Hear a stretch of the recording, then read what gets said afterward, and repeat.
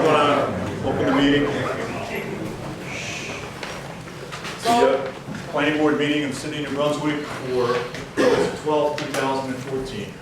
Roll call. Larry Barber, Kevin Jones. Here. Betsy Garlotti, Dave Henry, Joe Catney. Here. Dyra Escona, Carly Neubauer, Here. Josefa Rojas, Andy Kaplan, Linda Hunter, Here. Suzanne Ludwig. Here. Public announcement, Open Public Meeting Act. Please be advised the notice requirements of the Open Public Meetings Act have been complied with and satisfied with the annual notice to be push notice of the time, place, and conduct of all public meetings of the Planning Board of the City of New Brunswick and filed with the City Clerk and placed on the appropriate bulletin board in the lobby of City Hall, 78 Fire Street, New Brunswick, New Jersey, and has been transmitted to the official newspapers of the City of New Brunswick, namely the Home Tribune and Starlight. Please stand for a salute to the flag. I pledge allegiance to the flag of the United States of America and to the republic for which it stands, one nation, under God, indivisible, with liberty and justice for all.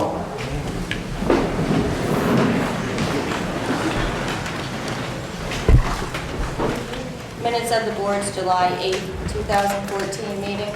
Madam Chair, members have received copies of the minutes in their packets. Unless any changes or additions are needed, motion to approve will be in order. Motion to approve. Second. All in favor? Aye. Opposed? Minutes passed. Communications and reports, resolutions of memorialization. New Brunswick Property LLC, PB 2014-01, site plan application for the construction of an addition located at 598 Jersey Avenue, Block 598, Lot 11.01, zoning district I-2. Madam Chair, again, members received copies of the resolutions in their packets. Unless there are any changes, a motion to approve will be in order. Motion to approve. Excuse me, I am hard of hearing, and I didn't hear what you were saying.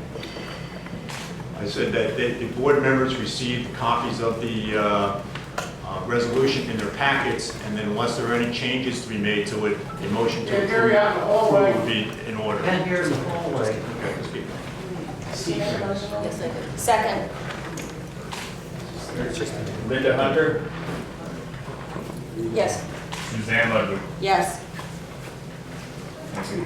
Robert J. Leckie, PB-2014-06, site plan and variance application for the installation of a ramp in the front yard of the building located at 155 Livingston Avenue, Block 181, Lot 4, zoning district C-3A.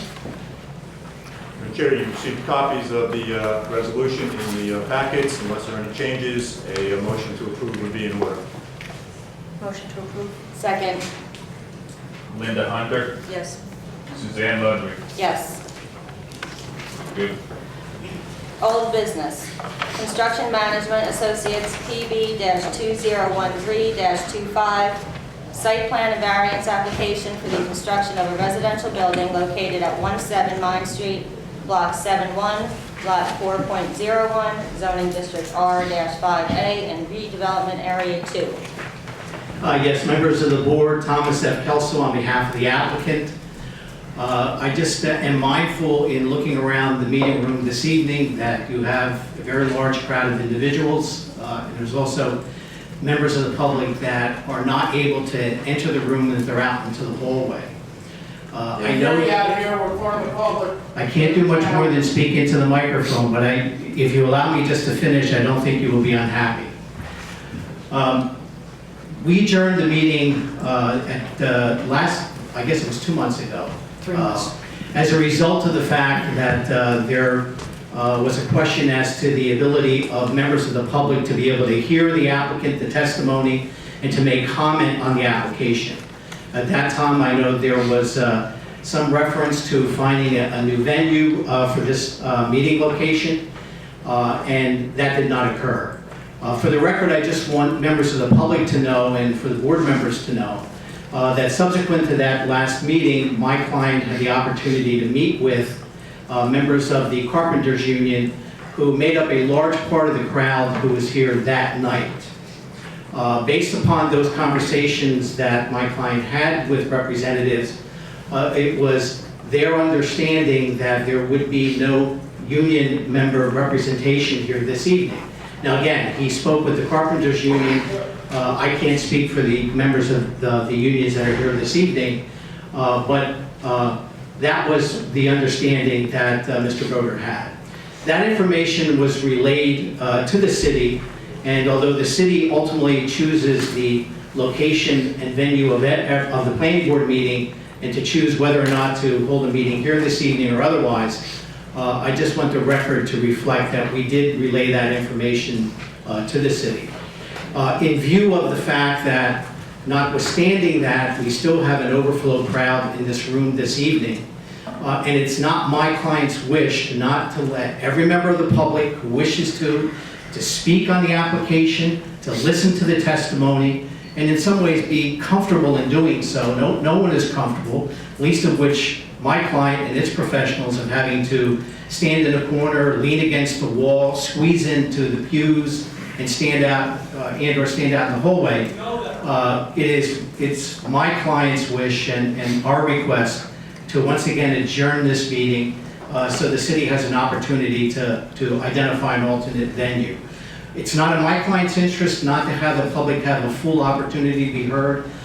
It's not in the public interest. In no way do we intend to limit anybody's ability to do so, and we would request that adjournment on that basis. I just wanted the record to reflect, however, that there was a basis for us to relay that to the city, and the city made its judgment based, I assume, in part on that, if not completely on that. So with that said, I would make that request for adjournment. And we would agree, since there's going to have to be, assuming another location, we would agree to provide full notice once again, once that venue has been chosen. Madam Chair, I'd just like to add to what Mr. Kelso said, that yes, they did inform us that did not expect to have as large a union contingent come out at this meeting, which would have meant a smaller crowd. We also did look at alternate venues. We looked at having it at the Freeholders Meeting Room tonight. That was booked tonight for a different hearing. We also looked at the library. That venue was no larger than here, and we also considered the municipal court, but there is a night court session there tonight, so that was not available. We'll look at other venues and make a determination as to what might be an appropriate one with the location to be determined, whether it stays here, whether it goes someplace else. We'll take a look at that again. I concur in Mr. Kelso's request, obviously, Madam Chair. I would note for the record that the building capacity is exceeded by my client's count, or the capacity of the room. I don't want to speak. And there are a number of individuals out in the hallway, and as I'm sure Mr. Kluger will tell all of you, the very basis of the Open Public Meetings Act is to have everyone come in. You cannot exclude anybody, whether it's by intent or by the sheer volume of people in the room. So I concur.